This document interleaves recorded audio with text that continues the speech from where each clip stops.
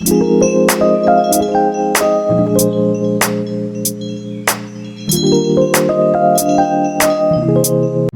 오늘 비 오는데 어디로 임장 가? 오늘 임장할 지역은 충청남도 아산시의 분양 예정인 아산 테크노밸리 6차 이지더원을 살펴볼 거야. 아산시의 가장 큰 특징은 비조정 지역을 둘 수 있어. 조정 지역과 비조정 지역 차이점을 세 가지로 살펴보면, 대출 같은 경우는 담보 인정 비율인 LTV가 조정 지역은 50%, 투기 가율은 40%인데 비해 비조정 지역은 최대 70%까지 가능해.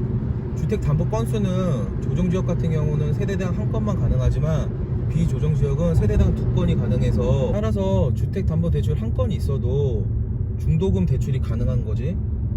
두 번째로 세금적인 측면을 살펴보면 취득세 차이가 나는데, 조정 지역 같은 경우는 이 주택자부터 8%의 취득세가 발생하지만 비조정 지역 같은 경우는 이 주택까지는 1%에서 3%까지 가능해. 마지막으로 청약자 및 청약 방법을 살펴보면, 청약자 같은 경우 조정 지역은 세대주만 가능하지만 비조정 지역 같은 경우는 세대주뿐만 아니라 세대원도 가능해. 청약 방법을 살펴봤을 때 85제곱미터 이하로 조정 지역은 가점제 75%, 추첨제 25%, 투기가열 지역은 100% 다 가점제야. 그에 반해 비조정 지역은 가점제 40%, 추첨제 60%로 이루어져 있어. 아산시의 최근 주택가격 흐름을 살펴보면 꾸준하게 상승하고 있거든. 원인은 두 가지로 둘 수 있어. 최근에 2020년부터 평택, 천안이 조정지역으로 지정됨으로써 대출이나 세금 규제를 많이 받고 있잖아. 그에 비해 아산시는 비조정지역으로 대출이나 세금 규제가 적어. 두 번째로는 미분양물이 최근에 꾸준하게 감소되고 있어서 그것 또한 가격 상승의 원인이 될 것 같아. 그럼 우리 오늘은 어떤 동선으로 이동할 거야? 오늘 임장 동선은 분양 예정인 아산 테크노밸리 6차 이지더원을 먼저 살펴본 후 준공 완료된 1단지부터 8단지까지 보고, 그리고 주변 상권이랑 마지막으로 아산 테크노밸리까지 살펴볼 거야. 서울에선 얼마나 걸려? 사당역 기준으로 75km 정도 돼. 아산 테크노밸리 안에 조성 중인 이지더원 단지 안으로 들어왔어. 이지더원 같은 경우 단일 브랜드로 준공연도는 2015년부터 시작되고, 현재는 8개 단지로 4,800세대 규모로 완공되었어. 추후에 6차, 7차, 8차가 완공되면 8,000세대가 되는 미니 신도시급 단지가 될 거야. 분양 예정인 아산 테크노밸리 6차 이지더원 부지로 가보자. 이 오른편이 이지더원 모델하우스고 약간의 경사는 있어. 이 경사를 넘어가면 6차 분양 예정인 이지더원 부지가 나와.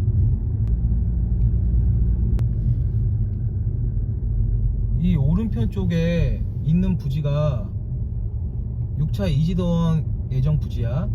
안에 들어가서 설명 한번 하자.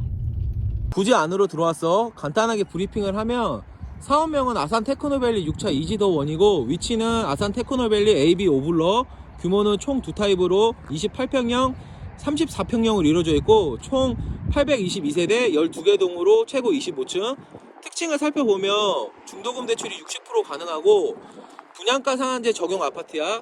분양가는 대략적으로 8사 기준 3억 초반, 1가구 1주택 2보유 시 양도소득세 비과세 의무 중에 의무 거주 기간은 없고 양도세 중과도 없어.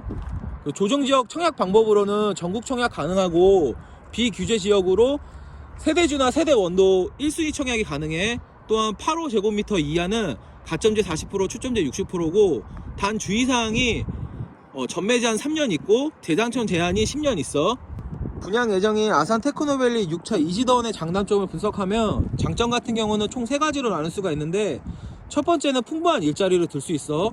200m 근처에 아산 테크노밸리 산업단지가 있고 근처에 미군 부대가 있거든. 미군 부대 같은 경우는 가족이 있는 간부는 외부 숙소에 거주하기 때문에 렌탈 수요가 있고, 근처에 삼성전자 반도체 평택 캠퍼스 있고 삼성전자 디스플레이와 아산 캠퍼스가 있어. 두 번째로는 인접지역인 대장아파트 호가에 비해 저렴한 분양가를 둘 수 있거든. 아산 탕정지구에서 분양한 지혜시티 프로지오 같은 경우 8사 기준으로 분양가가 3억 5천이었는데 현재 프리미엄이 4억 5천 붙어 있고, 천안 대장인 GL 더샵 같은 경우 8사 기준 최고가 11억, 평택 신도시인 고덕 파라곤 같은 경우 8사 기준으로 최고가가 10억으로 이루어져 있어. 마지막으로 2015년부터 준공된 아파트가 있기 때문에 생활 인프라라던가 편의시설은 어느 정도 갖춰져 있어. 단점은 총 2가지로 볼 수 있는데, 첫 번째는 철도 이용이 불편한 이야. 철도 같은 경우는 버스로 대체할 수 있기 때문에 어느 정도 보완할 수 있을 것 같고, 아산시 경우 자체 생활권이기도 해. 두 번째로는 문화시설 부족을 둘 수 있는데, 문화시설 같은 경우는 추후에 8,000세대가 되면 어느 정도 보완되지 않을까 싶어. 분양 예정 부지 둘러봤고, 지금 갈 곳은 준공 완료된 1단지부터 8단지까지 둘러볼 거야. 이 정면에 보이는 초등학교가 염작초등학교인데, 차후에 분양 예정지에서 분양을 하면 초등학교까지 5분 이내로 갈 수 있어.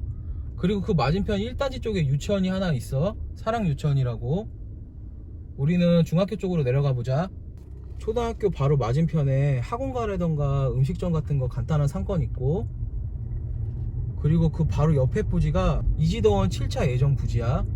이 왼편이 향후에 이지더원 7차가 분양될 예정 부지야.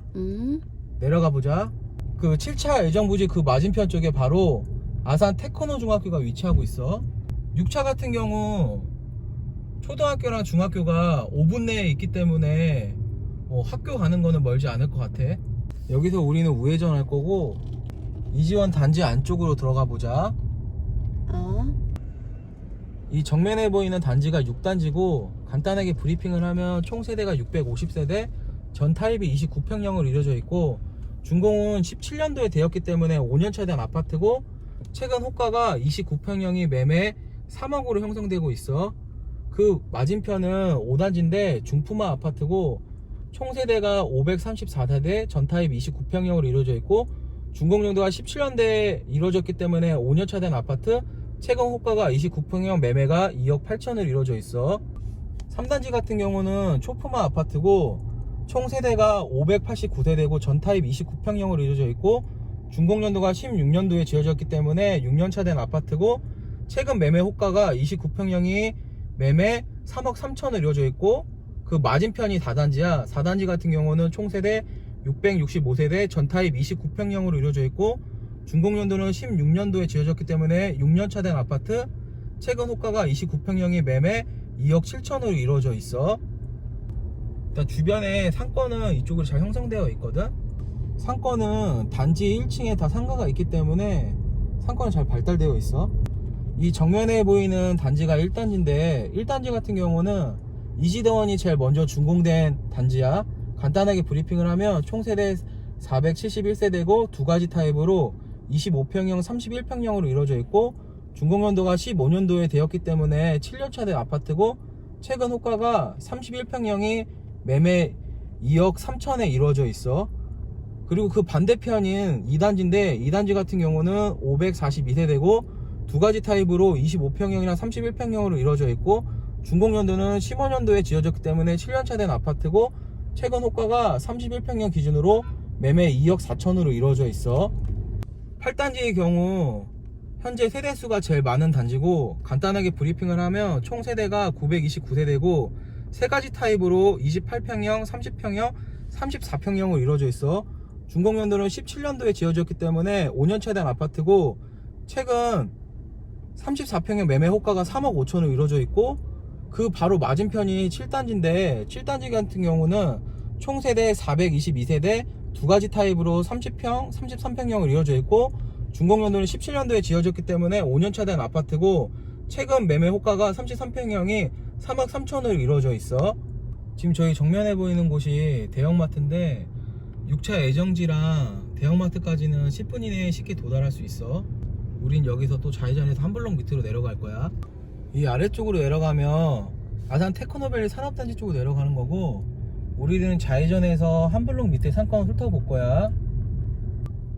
이 오른편에 보이는 상권들은 술집이라던가 음식점으로 이루어져 있고, 레오사인 상권은 중공업 지역 쪽으로 밀집되어 있다고 생각하면 돼.